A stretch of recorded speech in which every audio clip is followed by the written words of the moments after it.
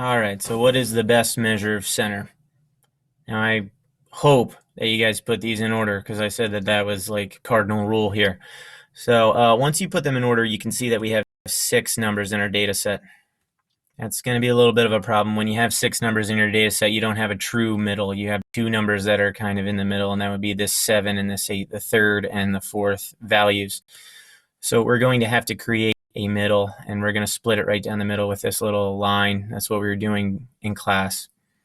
To find the median, you take 7 plus 8, get 15. By 2, you get 7.5. The mean should be 8.5, and the mode here is 8. All right, like I said before, the best measure of center for this problem is going to be your median. You really can't go wrong with median. It's smack dab in the middle. If you look at your mean is 8.5. 8.5, if we were putting it in here, it would sit right here. And that's bigger than every single number in the data set except for 9. So that would be a bad representation of this data set. It doesn't represent the numbers very well. It's really, really far away from 1.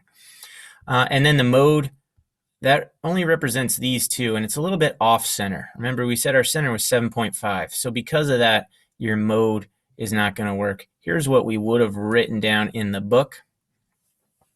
The mean is less than 4 of the 6 data points, and the mode describes only 2 of the data points. So the median is best describes the data.